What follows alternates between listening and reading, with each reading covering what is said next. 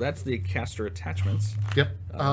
Probably look over at some of our basic units. In terms of basic unit, the Mechana thralls, these are the steam-powered zombies that we've all come to know and love. They're speed 6, so they're mat 5. They're kind of fast. Yeah, I mean, speed they 6, can get. They have to get up the field quickly because they're all about the melee. That's Mat 5, so they're not particularly skilled, but with 2 attacks, they have a better chance of being able to hit things. Defense is 11, armor 12, so they're painfully easy to hit, painfully easy to kill. They do have victim stats, but they're cheap. You know when you see those movies and the people, like, there's like a horde of like robots and they come up and people just punch it once and they die? That's the Mechana thrall. Yeah, they're mooks. Yeah. But the thing is that while they don't hit particularly hard these days, since they got their damage reduced a bit, they still have the combo attack, so they can hit 2 attacks for power strength 10 each, or they can do the combo strike for 13. 13, yeah. But the fact is that it's combined with the Necrosurgeon and her Stitch Thralls. And you just really can't take them without the Necrosurgeons. Yes, they're all almost sort of auto-included. They're 4 points. You can have 2 sets of them out and play. Yeah. They are units, so you got her and the little guys. Yep, you got her trio of Stitch Thralls, and those are the corpse collectors. Yeah. So when a living model or Mechana Thrall is destroyed within 5 inches of them, she gets the corpse token. Yeah, and it can be a living friendly model. It doesn't have to be a living. That's correct. Model, which is nice. So it's kind of a common thing to have your own living models up front. You can bring your Stitch Thralls behind them, and then start off with a minimum unit of Mechana Thralls that you're adding to throughout the turns. And by the time they've wiped out that initial unit, now you have a very large unit of Mechana Thralls coming through as the second wave. Yes, and you can make up to 3 Mechana Thrall grunts per turn. Of course, they can move, but they can't attack once they're right. They have to forfeit their combat action. Yeah. Also, the Necrosurgeon can heal warrior models, which is nice. Undead ones. Oh, is it undead now? Undead only. So yeah. So unfortunately, she can't patch up Scar anymore. Darn it! And you don't see it happen. Don't take her. She's garbage. Yeah. But the nice thing is that she does have Sacrificial Pawn to Stitch Thralls within 3 inches or Mechana Thralls within 3 inches. Yeah, so it keeps her alive. And I've seen people try to shoot her off the table and they just can't do it because she's like, nope. Unfortunately, it doesn't help against blast damage, doesn't help against spells. Yes, and she's defense 14, armor 12, so it's, you know. Yeah. So yeah, you gotta keep her safe, but if you can, you kind of keep her out in the open, and she can still within 3 inches. Now, the nice thing with the Mechana Thralls is that there are also their weapon attachments, which are the Brute Thralls. Yes, these are like the big brothers, basically. Yeah. Medium bases. And, they're medium bases. They cost 2 points each, so they're not very expensive. They have 8 wound boxes each, so it takes a lot of damage to drop them down. So they're... Armor 14, armor 14, 8 hit boxes. I've had people punch these guys pretty hard and they're still standing. People are like, really? I'm like, yep. And so, like the Mechana Thralls, they do have the combo attack, and theirs hits harder. So their basic attacks are going to be power strength 15, and their combo attack would be power strength 19. So those guys can put dents into Khador heavies. Now it says they're FAU. Well, that means that every Mechana Thrall unit can have them. You can have up to 3 of them in a unit. Yes, okay.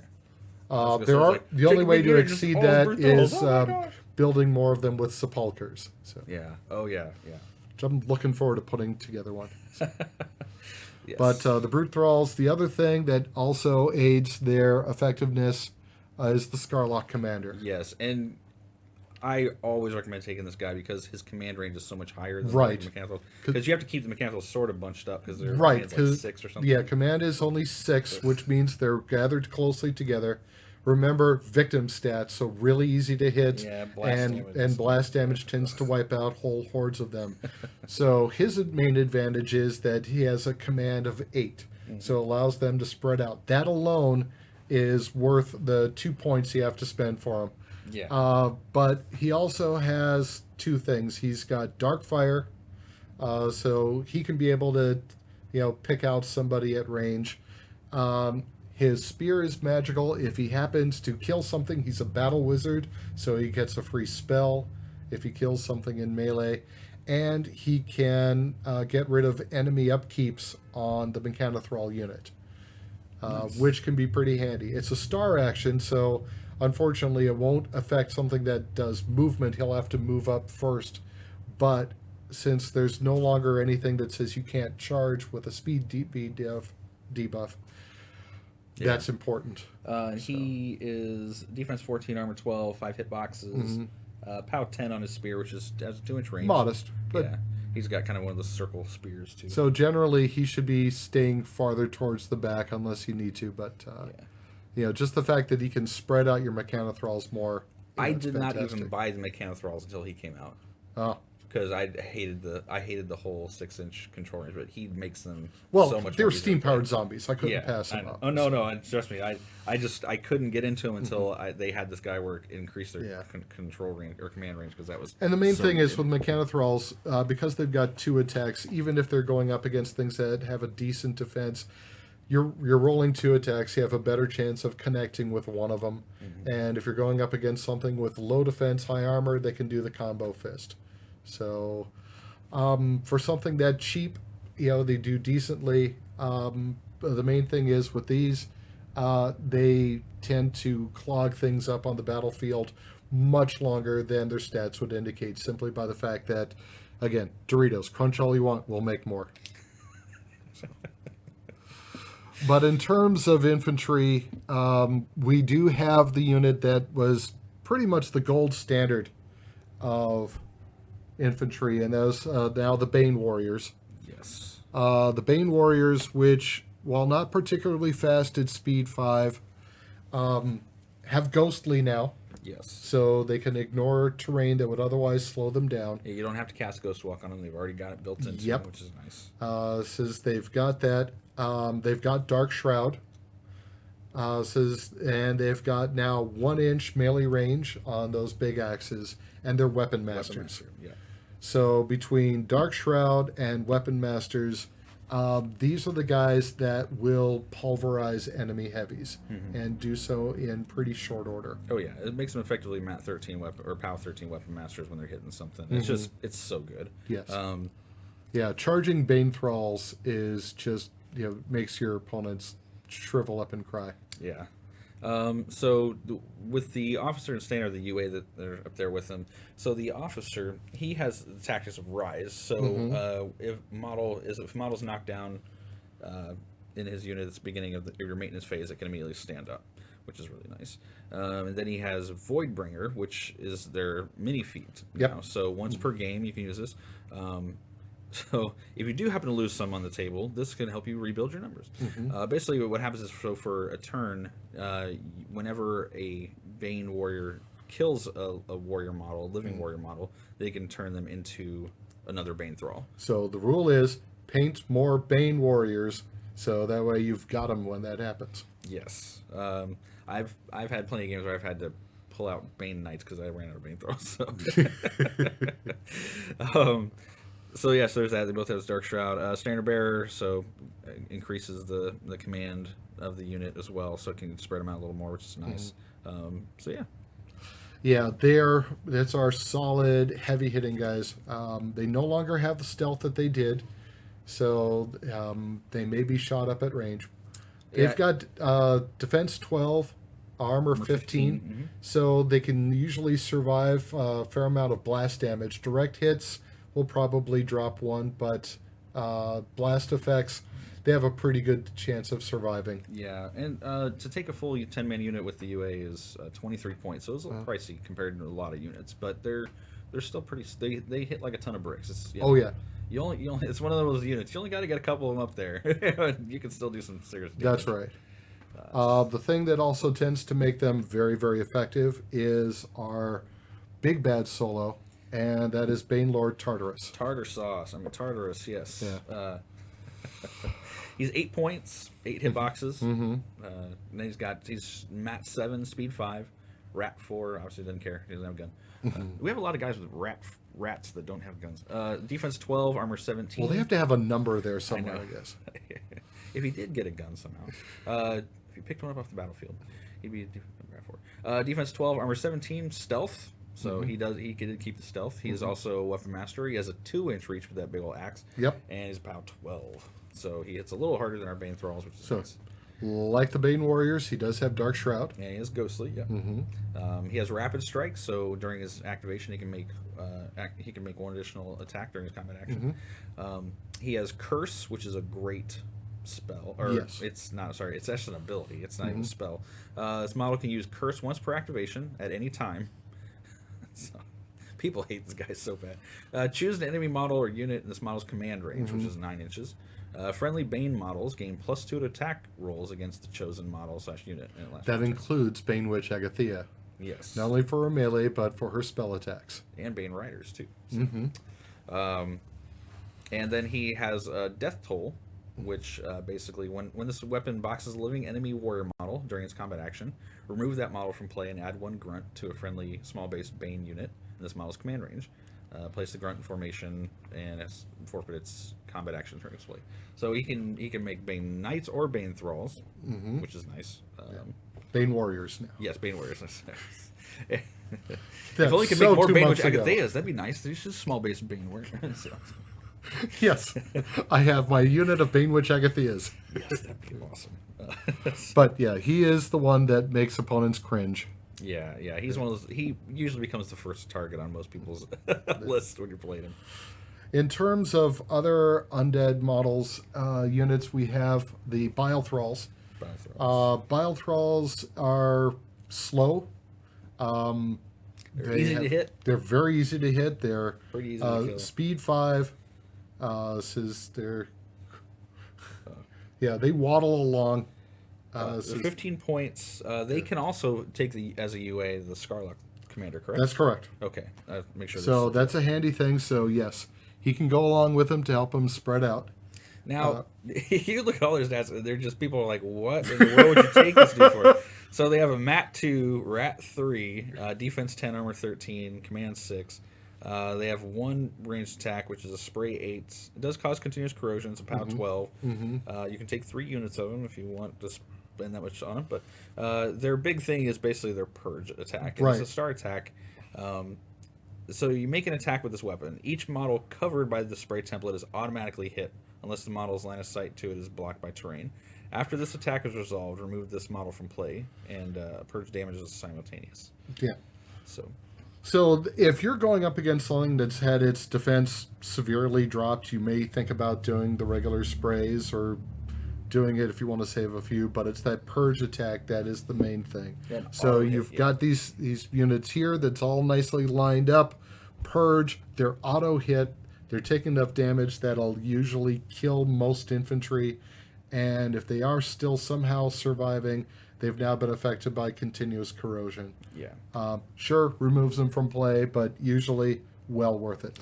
They're a fun unit. A lot of people have poo-pooed them since Mark 3 came out, but they're still fun. I mean, if you can get them at the field, you just have to protect them like anything else. Well, the Mark II, it was this 6-inch arc. Yes, bringing out that arc template was enough to make just the opponent's eyes just roll back. Yeah, when you could use one to melt half the person's army, that was kind of bad. But as this is, it's an 8-inch spray, so you have a bit more range on it. So occasionally, if you can get them within 8 inches of the enemy warcaster, that's the time to be able to do that purge. Hey man, auto hits are auto hits. That's pretty good. Okay. All right, so in terms of other folks, we have these are the Satyxis Blood Witches. Yes. These are some of our favorite living infantry. Yes, and the Satyxis are, I would say, a lot of people feel like the Satyxis on both ends are kind of our go-to units at the moment. They're decently priced. They survive. They get the field. They can take out things. They do fairly well. Yeah. And the blood witches by themselves, Speed 6, Mat 6, Defense 13, Armor 12. They have Stealth inherently, which is awesome. They have 2 attacks, which are... it's a half-inch range for both attacks, but POW 10 on their swords and POW 8s on their horns. Yeah, I got the Blood Razor and the horns. But they have Gang, which makes that it is even huge. Better. So when they're in melee with the same against the same model, they get +2 to hit and damage, which is awesome for these guys. So POW 12s now on their headbutt stacks, and basically Mat 8 POW 12s or POW 10s on their horns. Really good at taking out infantry. And their Blood Razors are magical weapons. Yes, they're magic weapons. They've got some pretty interesting stuff. Yeah, so basically each time the Death Strike is one option. Yeah, when it goes to make an attack, you choose one of the special rules. And first one's let's do Death Strike first. So Death Strike, if it destroys a living or undead model after resolving the attack, choose a model within 4 inches of it, and the chosen model suffers a damage roll with the power equal to the strength of the model that was destroyed. So that's a great way if they can finish something So you can off. possibly get 2 for 1. Yeah, exactly. That's really and good. Often good for some unit attachment or solo that's farther out of reach.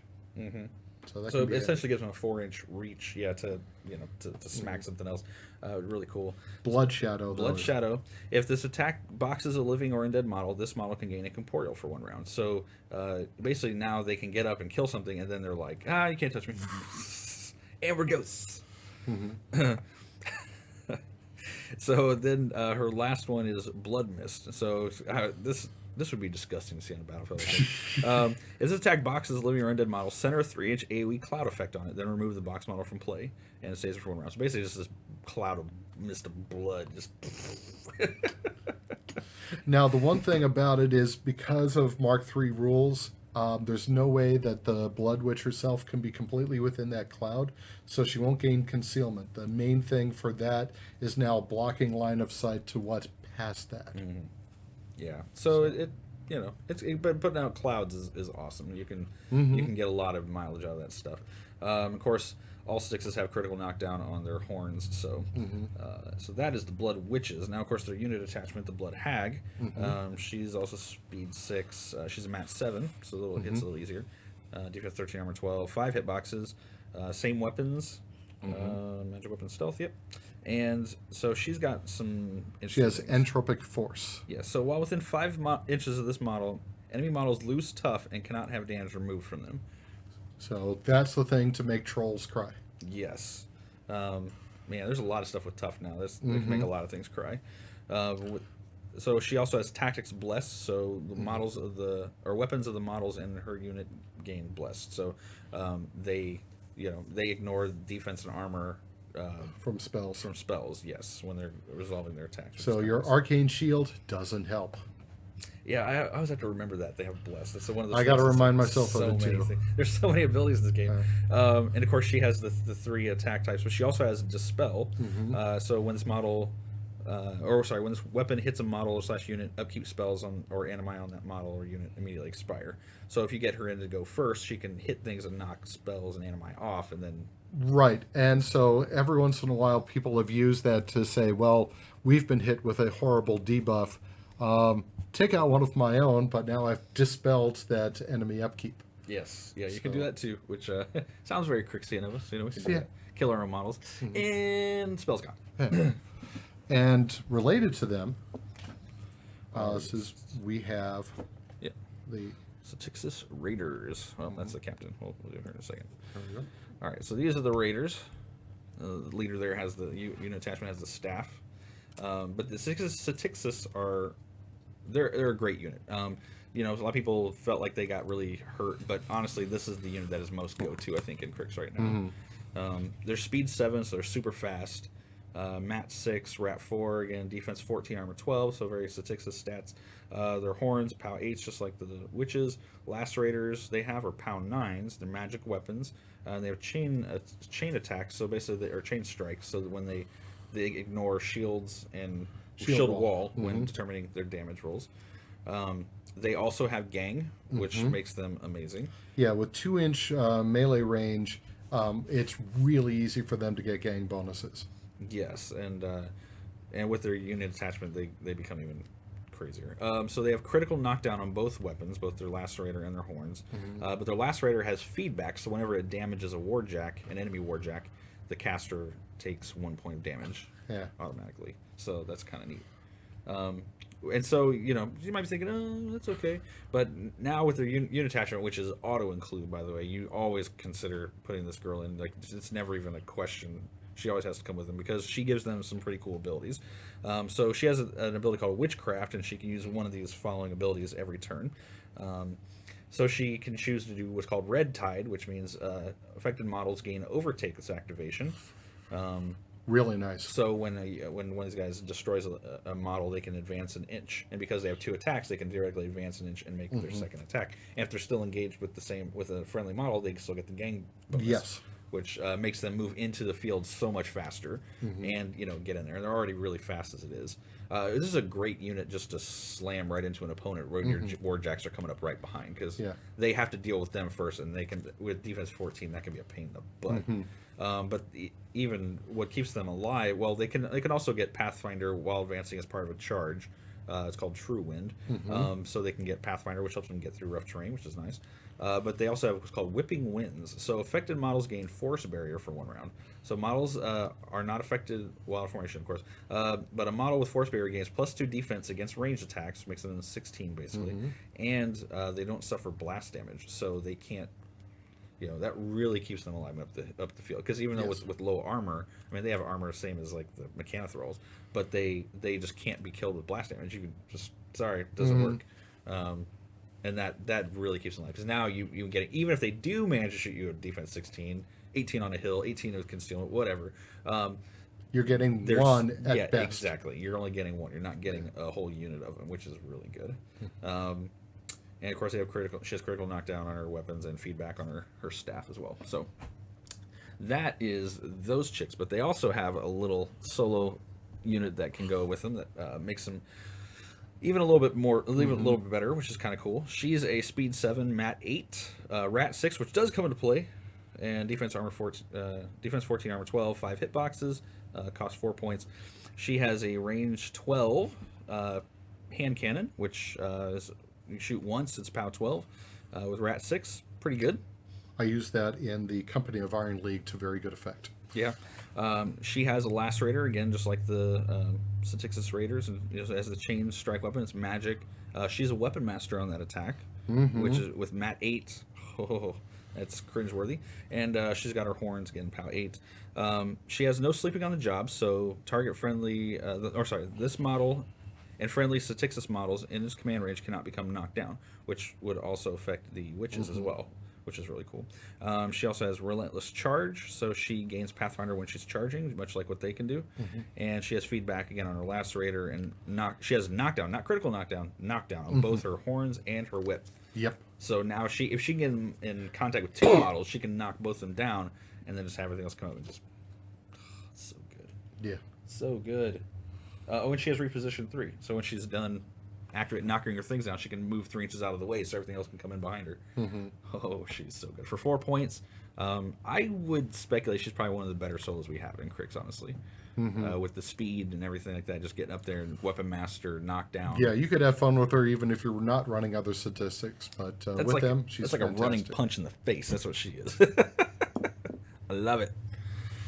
Well, let's talk about some of our fun solos. Okay. Because Mk3 is now the era of warjacks, it makes the Necrotechs solo, that much more useful. Oh yeah, and he's got some awesome abilities too. Yes. So he's speed 5. He's kind of slow, but he's steady. Defense 12, armor 13. Can't be knocked down.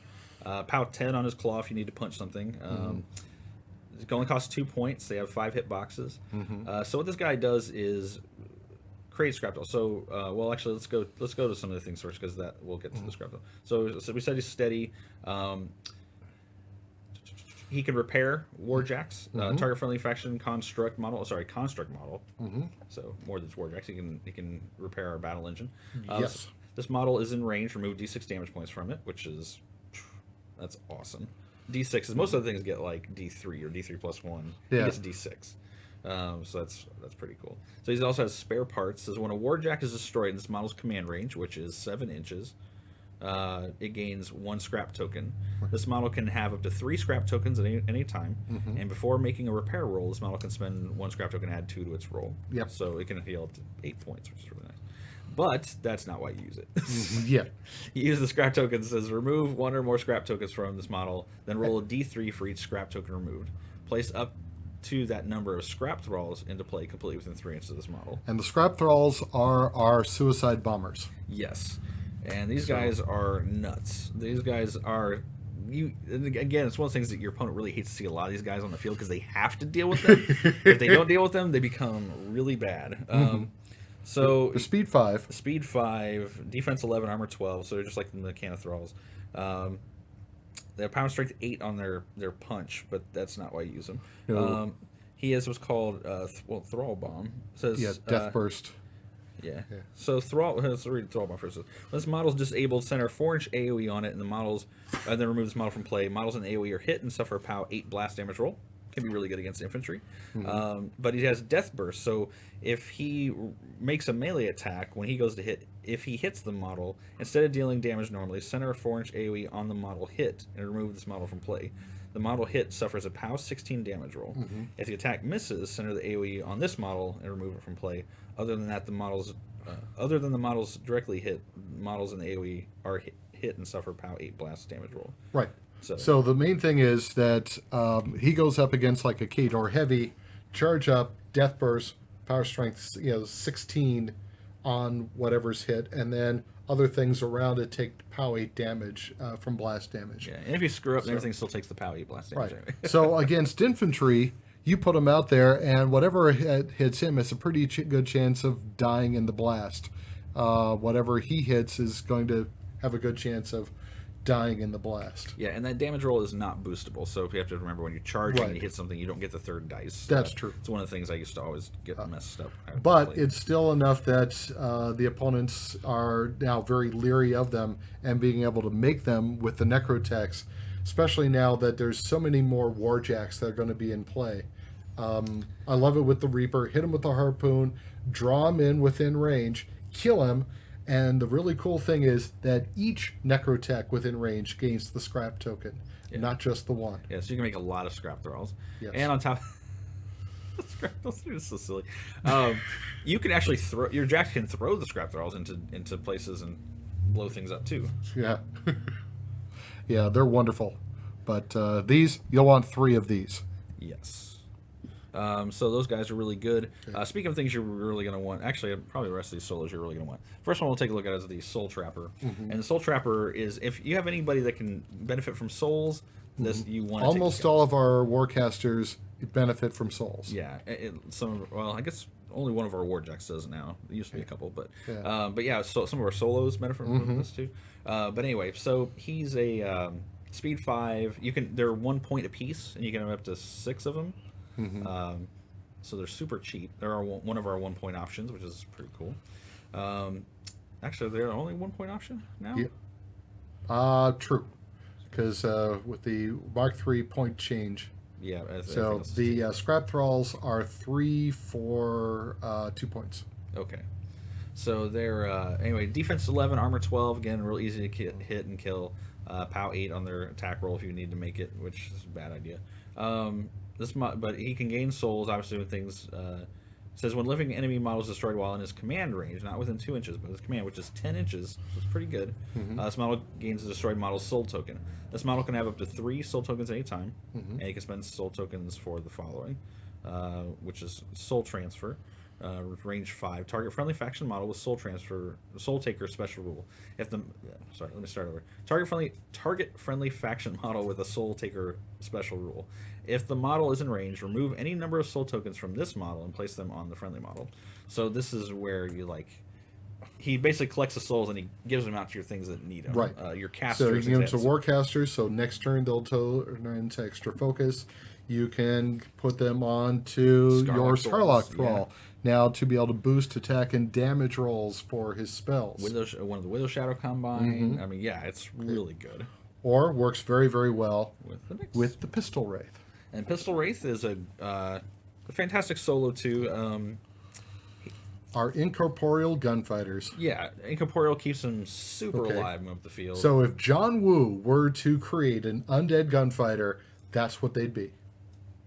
Man, I want a statue of a pistol wraith. This would be awesome. Anyway, so they're 5 points apiece, so kind of pricey, but they're five wounds. They have 2 guns that they can shoot. They're range 10, POW 12s. They're magic weapons. He has a gunfighter ability, so he can charge and make his ranged attack, or if he's engaged, he can shoot things. He does have incorporeal. He's undead, obviously. Rat of 7. Rat 7. That's Speed- the speed the 6. best that we have. Yeah, speed 6, defense 14, armor 12, so kind of hard to hit. And incorporeal. And incorporeal. So again, unless he shoots first, it can, if they don't have magic guns, they're not going to be hitting him. So he has Soul Taker body count. So when he destroys a model with his guns, he gets the soul token for it. When he kills it, regardless of the distance. And then he has Strength of Death. During his combat action, this model can spend soul tokens to boost the attack or damage roll for each token spent. Now, one of the things that makes him really great is that if he shoots the model with both of his guns, he gets what's called Chain Attack Death Chill. Right. So this model hits the same model with both initial attacks as a weapon. The model hit becomes stationary for 1 round. Right. And so that sets up Warcasters and Warlocks for assassination. So they're like, yes, they can shake it on their turn. next turn, Yeah, on their but they turn. have to live that long first. Yes, and with a Rat 7 staying still, Rat 9, that's ridiculous. That's awesome. Yes. They can do. Yeah, they're fantastic now for setting up the assassination. Yep.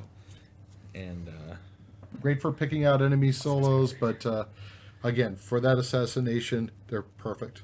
Probably our next one works out well, the Warwitch Siren. yes, and the Warwitch Siren, she's much like the Warwitch Denegra. She has a lot of the same common abilities and stat lines. She is a speed 7, mat 6. She actually hit better than Denegra does. Yeah, it used to be 5. They got one better. Defense 14, armor 13. They have parry and stealth, just like Denegra. They have Shadow Blade, which is a POW 11, or range 2. Which has Shadow Bind. They're 4 points apiece. They have Shadow Bind, and they also have 3 different magic abilities they can do. She has a magic ability of 6. One of them is Empower, so target friendly faction Warjack. If the Warjack is in range, it gains 1 focus point. If the Warjack was disrupted, it is no longer disrupted, so it can shake disruption, which is really nice. Seduction. So one of the things she can do, she can give up as a star action. She can take control of a living enemy non-warcaster, non-warlock warrior model. As long as it's within base to base. You can immediately make a full advance with the enemy model, followed by 1 basic melee attack, and then it expires. That's terrific for clearing out charge lanes. I've done that so many times. They'd be like, "Well, I need that charge lane cleared." Oh, see you later. Get out of the way. What? And people are like, "You don't have to roll for that." Nope. It's not an attack. So, and then she does have a range magic attack, which is Venom, which is again what Denegra has. It's a range 8. POW 10 auto corrosion spell, which is really nice. So you can use that to kind of clear out some infantry too. Yeah, she is just so useful. I mean, it's like a Swiss Army knife on that. But given that this game is a much more Jack focused, having 2 of those girls, which their FA allows, Again, gives more focus efficiency. It used to be that was one of the few ways you could give a focus to a Warjack in the first place. Now they're going to get one from power up, but eliminating disruption, really good against Darius. But giving out the extra focus adds for focus efficiency. Yes. I was thinking about maybe holding these off until the next one. Sure. Because no problem. not that they're not good, but So we should cover some of our Warjacks. Yeah, now we're moving over to the Warjacks, our last. So we covered over some of the ones in the battle box, but we have more toys than that. Oh yeah. Warjacks. All of our character Warjacks are spectacular in this edition. Yes. I love all of them. I can't even decide which ones to take half the time. Let's go Little Jacks first, though. We'll go start small and work our way back. So first, we're gonna look at these the little chicken jacks. So we talked before about the arc nodes having basically the same stat lines but different abilities. So you have the Death Ripper with the sustained attack.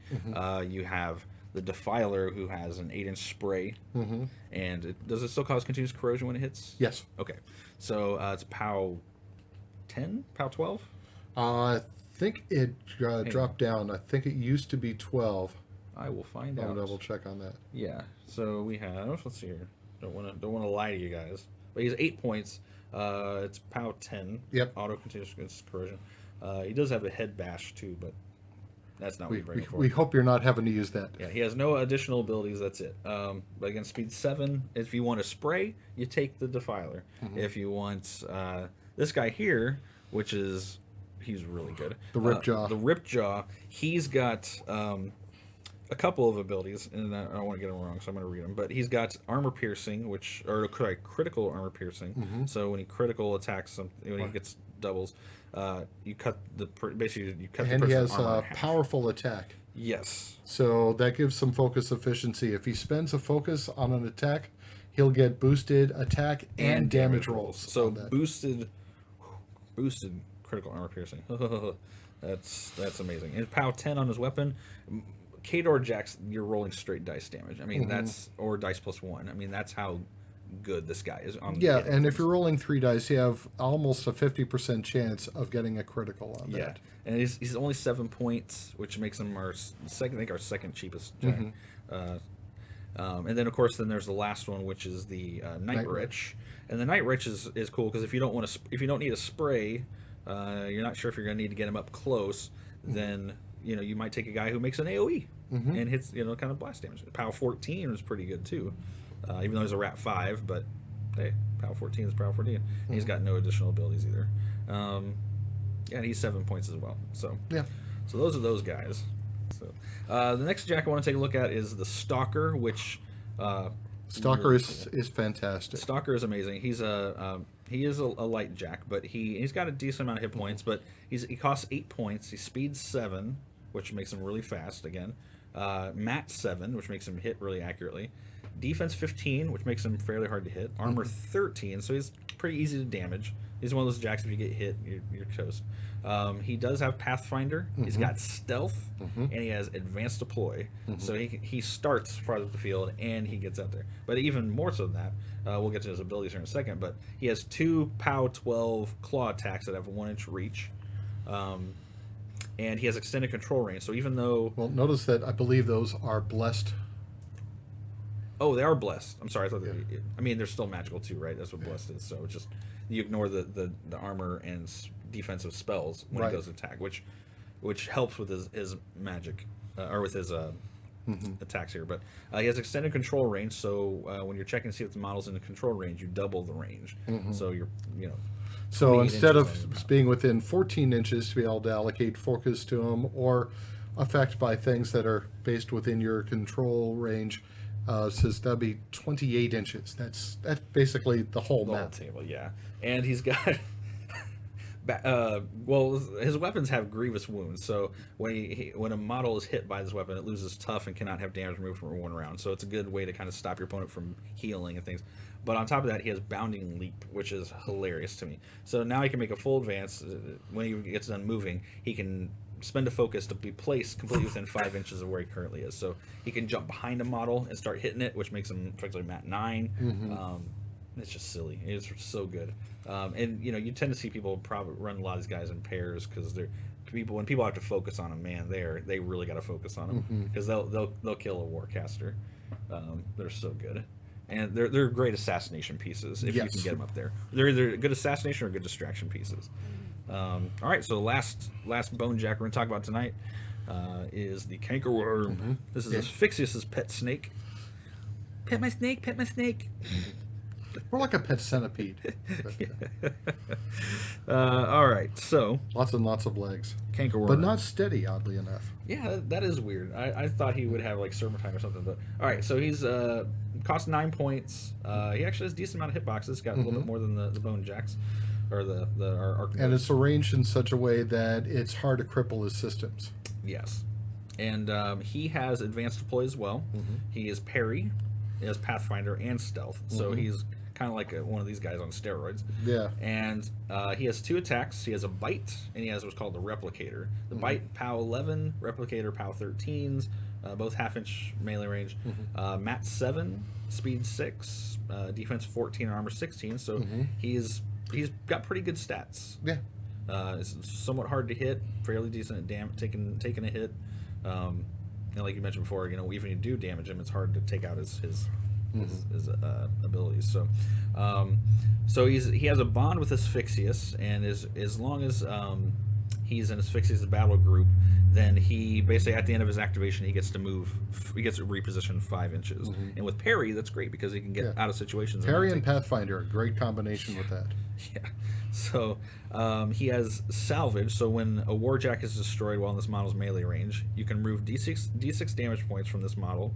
If the destroyed warjack was a heavy warjack or colossal, it removes +3 additional damage points from this model. So that's pretty good. He has armor piercing on his bite, the POW 11. Now there's a star attack. There's a star attack. So it does use all your initial attacks when doing it. So you have to be careful with that if you want to use that. And then he has adapt, which I think maybe I've pulled off once. I just don't play him enough as much as I need to. But it says, when a Cankerworm uses a salvage ability, you can have the replicator gain the special rule and the weapon qualities of one of the destroyed warjack's weapons. And the replicator becomes that type of weapon adapted and uses the weapon's range, rate of fire, AoE, and POW. And this effect lasts until he uses adept again. Right. Or adapt again, yeah. Adept. So if he crunches on, say, a Signar Warjack, he can get one of the guns. He can get a gun if he crunches an enemy Colossal. The best gun he could get in the game is the Retribution Jack, the one that has Consume on his 5-inch AoE. I would love to see that. I'm sorry. I just want to see that so bad. Yeah, the Cankerworm is like just melting everything off the table. The Hyperion, that's what's got that. Yeah, that's really funny. So that's what I want to see on it. Yeah, but Cankerworm is Asphyxia's good best friend. All right, so before we get into the character warjacks for the heavies, let's take a look at the Seether. And Seether's, I really like the Seether. A lot of people poo-poo on the Seether, but I think he's great. I think he's pretty solid. He's 13 points. He's got about as many hitboxes as the other heavies. Defense 12, armor 17, so his defense is a little bit lower. Speed 6. Yeah.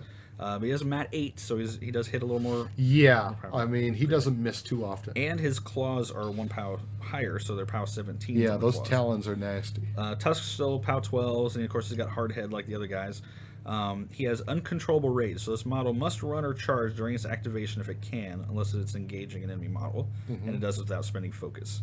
Now they did add the ability where if he's engaged with something, he can just turn and face. Right. He doesn't have to he doesn't have to charge. Now he can be able to do a full advance, or if he wants to go slam something else, he can while taking a free strike. Yeah.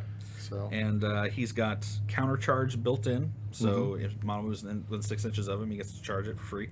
And he has Berserk, so when this model destroys one or more models with a melee attack during its combat action, immediately after the attack is resolved, it must make one additional melee attack against another model in its melee range. Yeah. So with the 1-inch range, I mean, you gotta be careful because you don't want to swing on your own guys, but sometimes it happens.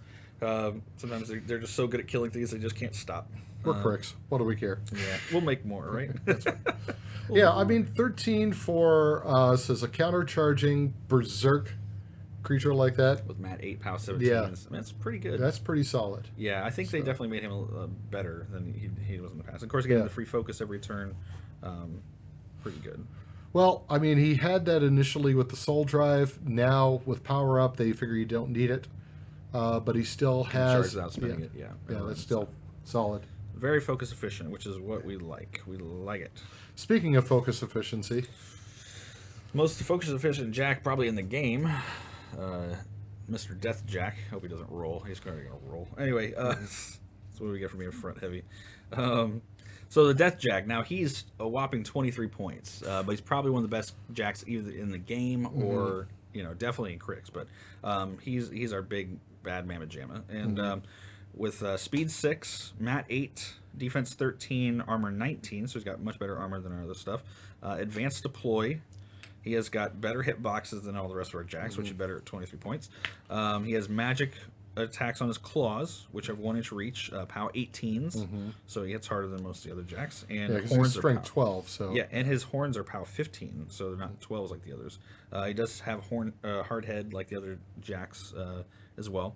He has snacking, so when he destroys when his model boxes a living model with a melee attack, he can choose to remove the box model from play, and he heals D3 points, removes D3 points. He has Skulls of Hate, which are normally skulls on his shoulders. I put them on his back. This model can have up to 5 focus points at any time instead of the normal limit of 3. During your control phase, after focus allocation, this model gains 1 focus point for each of its non-crippled arm systems. So when at the start of your turn, if his arms aren't hurt, he gets 2 focus points. If he's in your caster's control range, he gets a point. So he's already sitting on 3. So he's already maximum efficient compared to every other warjack almost in the game. But then you can even allocate 2 more to him if you want to. So just to make sure that he shreds something into tiny little pieces. Yes. And he also has the Necromancy ability, which is magic ability 7. While the model is in its controller's control range, it can spend focus points to cast its controller's spells. And of course, it cannot cast upkeep spells or spells with a range of self or control. But he can cast Hellmouth. He can cast Hellmouth. He can cast all kinds of stuff. I mean, Calamity, he can cast... Scourge. Ugh. He's so good. And then you can cast those and then charge it. So he's really good. So the ability to cast spells, advanced deploy, armor 19. You put, any armor buff on him like Agathea or, oh man, he's just so good. He hits like a ton of bricks. He just kills everything he goes after. This is definitely another one of those pieces where your opponent just cannot ignore the Deathjack. Deathjack trampling through infantry is just a time-honored classic. Because he goes through, he mows down, he eats their souls, and then heals up. Yeah. It's like a lawnmower. Yeah. And his little brother, which honestly is my favorite jacks in the game, is Nightmare. Man, I had his base at one point where it actually glowed in the dark, but then someone pointed out to me that I don't play in the dark, so that was kind of pointless. But okay, so Nightmare, he's 18 points, so he's kind of pricey, but I love his ability. So he's got the same amount of hit points as kind of like a Seether or Slayer, all those guys. But he has armor 18, defense 13, speed 6 like all the others, mat 8, so again he hits more effectively. POW 17 on his claws, so much like a Seether, and he's got his tusks are POW 12.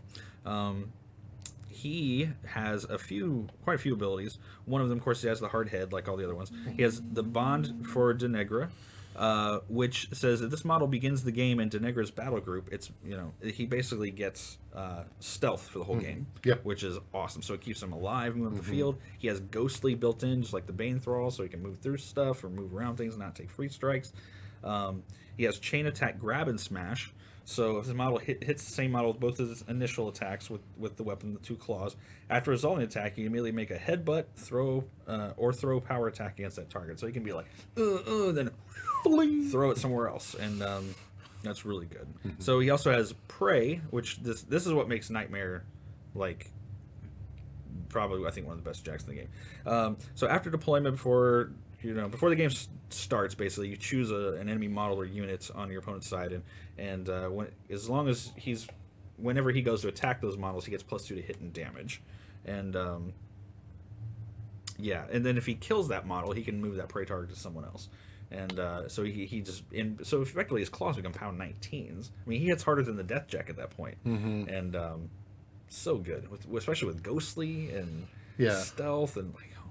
Yeah, his assassination potential is just off the charts. I have probably killed more Warcasters with Nightmare than any other jack in our faction, honestly. Yeah. He's just that good. Yeah. And so that was him. And now kind of our sleeper model, one that definitely got a lot better in Mark 3 was Erebus. And I honestly don't know of anybody who played Erebus in Mark 2. Now I can't. Now he's one of those models I have to fight to figure out if I want to take him or really want to take him. Because he's speed 6 like the others, defense 14, armor 18. He's 16 points, so he's still not that expensive for a character. He's got the 2 POW 16 claws, and he's immune to cold. Now the defense 14, armor 18 is he's got better defensive stats than our jacks, but that comes into play with his ability of Poltergeist. So when an enemy model misses this model with an attack, it can be a ranged attack, it can be a magic attack, it can be a melee attack. That model, after the attack is resolved, it gets pushed D3 inches away from him. So if something comes up to charge him and they're like, oh, I totally missed that melee attack, now they're pushed away and now they can't hit him anymore. It keeps him alive pretty good. He has Overtake, so when he destroys a model with his melee attacks, he can then advance up to 1 inch, which is pretty good. So he can kind of chainsaw through infantry and things. He has a bond with Scavrous. It says that this model, basically when he's in Scavrous' battle group, anytime he destroys a living model, Scavrous gets the soul for it, no matter where it is on the table, which is pretty neat. Now, but the one reason thing that makes him so good is both of his claws have freeze on them, so it makes things stationary. And when he hits the models, like it just auto stationaries. And this, of course, with Venethrax, it opens up possibilities of with counter charge, like. Model moves up, he countercharges it, boom, activation's done because you're stationary now. You know, and Mat 7's pretty good. He can usually hit most things. But man, Mat 7's pretty solid. Yeah, he's really good. Definitely better than he was in the past. Yeah, but freeze on the claws, yeah, that's pretty sweet. Yeah, so all right, so that's kind of the faction. So just to kind of reiterate, once you guys want to expand from the battle boxes, things I would definitely tell you probably need to consider getting. One would be the Wither Shadow Combine. I would take a look at maybe getting a couple of the Stalkers. With in regards to the character warjacks, I'm just going to tell you honestly, just pick whichever ones you like. They're all really good. You really can't go wrong. Deathjack is probably the best. But I think you could have a lot of fun with Nightmare, Erebus, Malice, Barathrum. There's plenty to choose from. Cankerworm. You know, they're all fun pieces. So other things that like the Skarlox Thrall would be another one I would definitely pick up. Probably the Satyxis Raiders would be another good thing to pick up. Get Machine Wraiths too. Machine Wraiths are good at. Machine Wraiths are nice because when you hit an enemy warjack with it, you take control of it. You can make a full advance and then make one basic attack with it, and that can really throw your opponent off. Yeah, I would say as far as like the arc nodes go, just. You know, pick up maybe a couple of, one or two of each of them and just kind of, get a feel for them or just how you want to play. If you want to play the range game, get a couple of the ranged ones. If you want to try to do some melee stuff, get a couple of the melee ones because they're all really good. Yep. And again, they start at 6 points on up. They're very easy to field. Oh, the other thing I would definitely look at picking up first is your War Sirens. Get 2 of those because giving out the extra focus to your jacks is awesome. Their versatility is fantastic. Pistol race can be good too. And what's great about a lot of these models because they're so small, they're not really that expensive to buy monetarily. So that's always kind of nice too. But definitely with the new focus, I would say get 3 of those. The Necrotechs, yeah. Get the Necrotechs. And some scrap thralls, and the scrap thralls that go with them. Yeah. So because keeping your warjacks surviving is really huge, and collecting scrap tokens from any warjacks destroyed within them, whether it's yours or your opponent's. I don't go to battle without 3 of them in my list now. Yeah, they're really good. So. Yeah. So in the casters, of course, we talked about. I definitely would look at picking up if you're getting into the game. If you've been playing for a while, obviously you probably know which casters you're playing now. And I know that with our face it, they're all fun. Yeah, and our faction focuses are more designed for obviously the incoming player more so than a lot of the experienced ones because obviously if you're experienced you already know all this stuff does. But yeah, so I would take a look at a lot of these models and just play around, see what you get. Like I said, Cryx is a little bit more forgiving of faction than some of the other ones out there, so you've got a lot of room to play around with, and feel free. If you want to pick up some extra models, go for it, man. Just try them out because they're all pretty good. So come to the dark side. We have cookies. Yes. Chocolate covered Oreos, deep fried Oreos. Woo! Welcome to Indiana. All right, so. All right, well, I want to thank you guys for tuning in. I know this has been kind of a long one, but hope we get a good feel for what Cryx can do, the bad guys of the story, and hope if you guys want to come play, that's what we're here for. So we will see you guys on the next episode of Counter Slam. Have a good night.